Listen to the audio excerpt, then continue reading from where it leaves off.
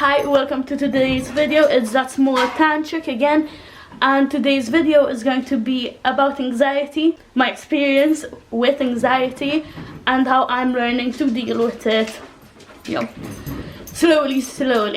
So to begin with, hello, a dog. To begin with, my dog's gonna drop my setup.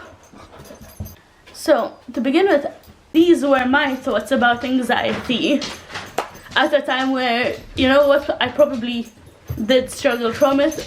I just was really unaware, and I think anxiety is one of those things. It's something many just self-diagnose, but I do believe it also goes untreated in many people. So back to what I used to think about it. I used to think anxiety was an excuse. Not always, but I do. For a long time I believed it was a crutch that people used, like a self-defense mechanism that goes up and it's like, oh, I can't do that, I have anxiety. And a few years on I realized how wrong I was. I don't completely not think that, but I will get back to that.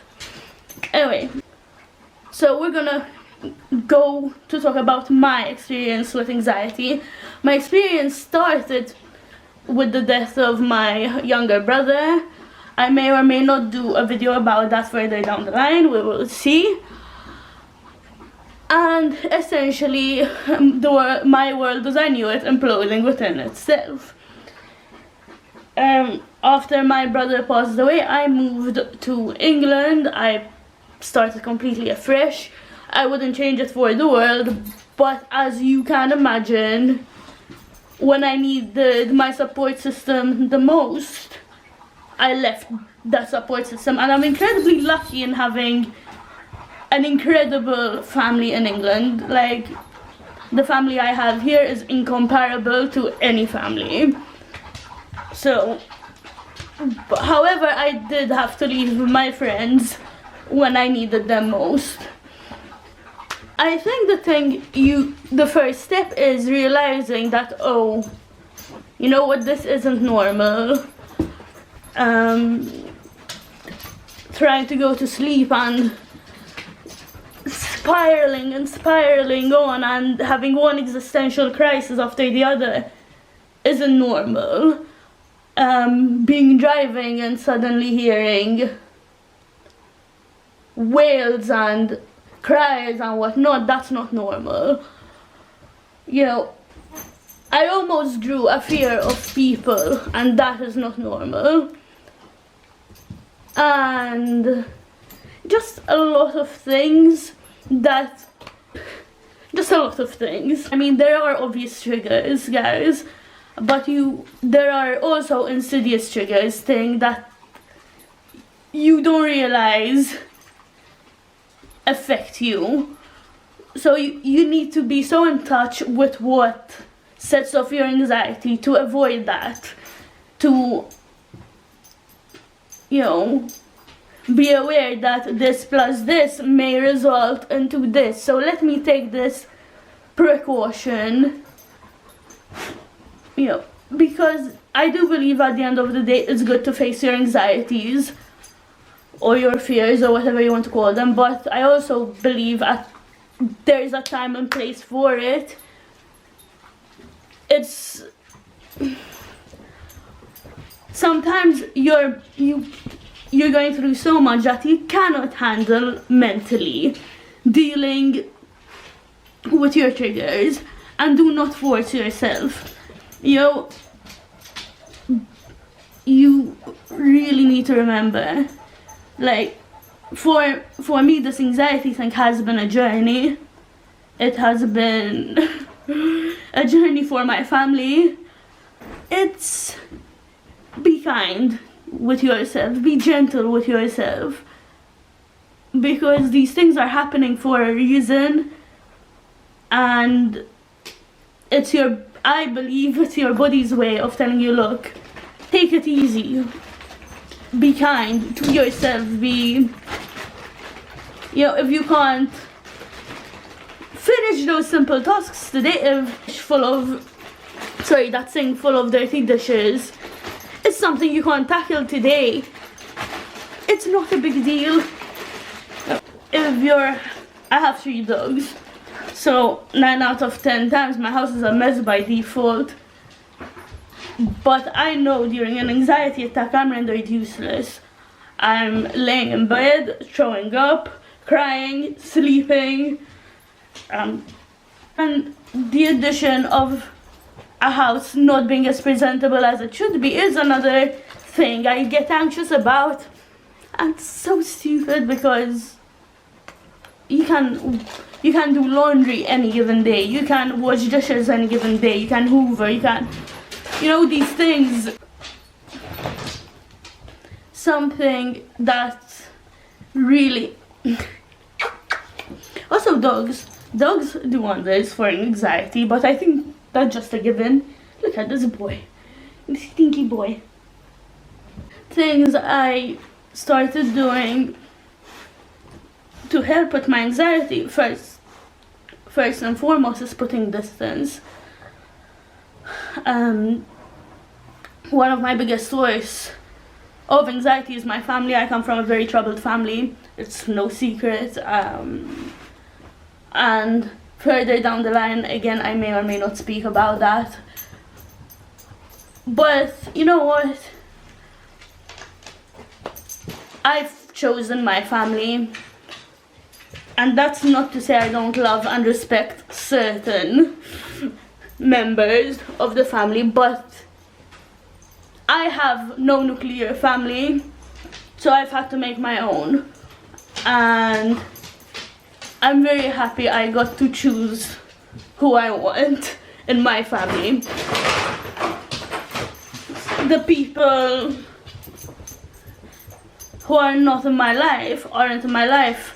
I've made that choice and I don't regret any of it. Guys, it doesn't matter who that person is. It doesn't matter if it's your mother. It doesn't matter if it's a father, a sibling. Your mental state comes first, and do not let anyone jeopardize that. It's easier said than done sometimes, and I am very blessed that I had the means to move and get away. But I believe very firmly that blood means nothing. I'm sorry, blood is coincidental. You don't pick. And that's just the way it is. Recognize your triggers, put them far away, and unless you have to face them, why do that to yourself, I found that really helped. I started the gym, and due to my health, the gym was just another thing conquered. I'm someone who had such mobility issues as a child that seeing the things I can do now in the gym is just a release of oxytocin, serotonin, all of that. But to me, I find it a step further because seeing how far I've come in general, because as a child I was used and abused in a multitude of ways. Now I've got my own mind, I do my own thing, and it's just seeing the things my body can do when not even experts in the field thought it could never do so. That's just another big factor for me, and that's something that makes me so happy when I see another milestone reached in gym for me. And in fear of repeating myself, do love yourself. Love yourself so hard that when you lose a person, I'm not saying with death, I'm saying due to differences, whatever, you maybe fall apart a bit, love yourself so hard that that doesn't bother you, because you're so comfortable in who you are that you know you can rely on yourself. And this is something my anxiety journey has taught me so much. Like, I wouldn't be here without my support system, my aunt, my uncle, my cousin, his wife, They have grounded me on more than one occasion. In Maltese we say, Jabruna min shari, which means they've grabbed me from my hair and like dragged me upwards. But I do give myself a lot of credit, because anxiety has forced me to become so self-reliant. But that's another thing. It can make you so self-reliant to a fault to, I'm doing so well on my own. Why should I open up my house and my heart to anyone else?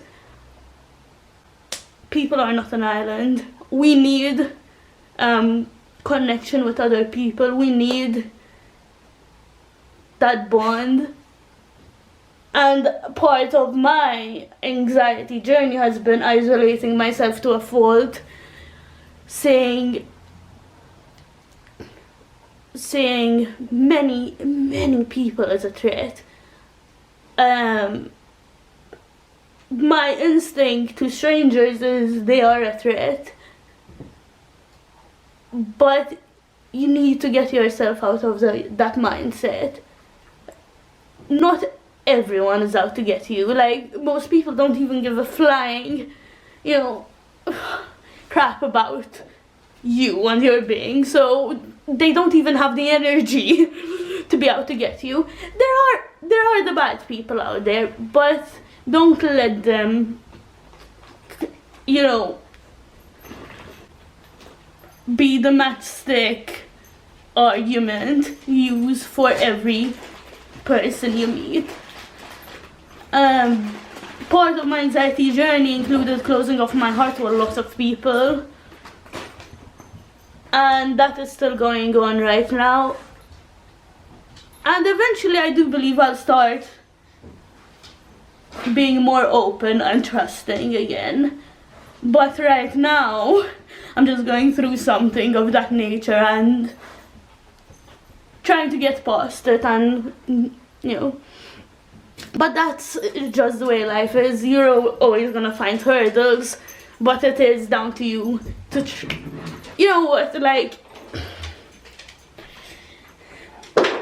life is such an amalgamation of good things and bad things. If you look for bad things, you will find them by the cartloads. You will. But don't get so wrapped up. I speak from nothing but experience. For August, the beginning, just August was a very hopeless month for me, and I dealt with so much, with such a high level of... August is always difficult for a multitude of reasons to begin with, and the people who really know me know exactly why that is. But certain events brought about an avalanche of feelings and whatnot, and it's taken some time for me to get myself out of that hole, and in no way do I think I'm fully out, but you know what, you can't let the bastards get you down. You just can't.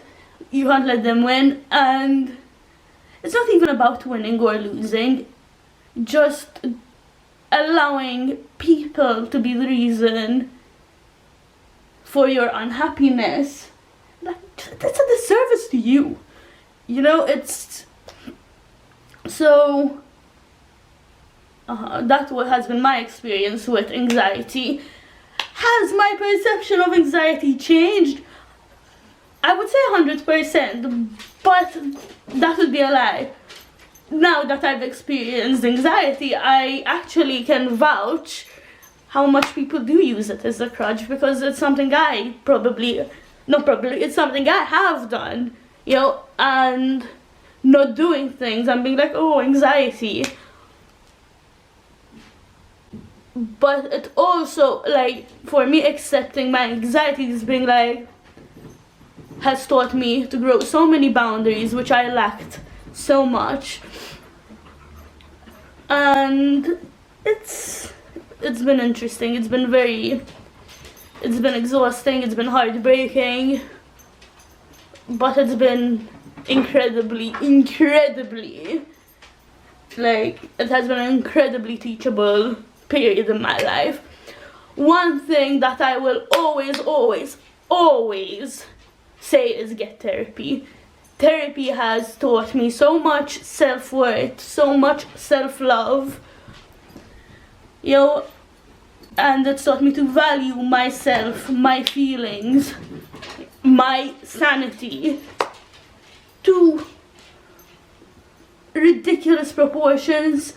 Like, I will now refuse to sit in and allow people to make me feel uncomfortable. I will not sit and let you disrespect me. I will not.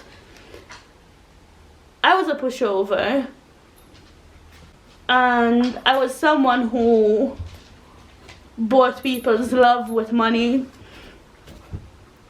I stopped doing that now, and it just, these things I've learned that people will either want to be in your life always, or when you're buying them crap, and those are not the people you want in your life. There are ways for online therapy. If you look for it, you find it. I'm very lucky that I can afford a very good therapist, but trust me, I went through the ringer, and finding a good therapist it wasn't easy, but when you find that therapist, it's a life-changing. And quite frankly, I recommend therapy to everyone, whether or not you have a mental disorder, anxiety, depression. Even if you're stable, get therapy, because it's such an insight into who you are, into how you should be treated, and it gives you such a sense of accountability, because it makes you open yourself up and realize where you fucked up. And that's another thing. We all do it. Everyone fucks up, but holding yourself accountable for the things you do, in my case, it gives me a sense of humanity. It gives me a sense of modesty, that, like, it humbles me, because you know what, I'm human, I make mistakes, and that's so important, I think. So anyway, that's today's video. I hope you enjoyed it. Anyway, thanks, have a happy weekend, and goodbye. Don't forget to like, comment, and subscribe.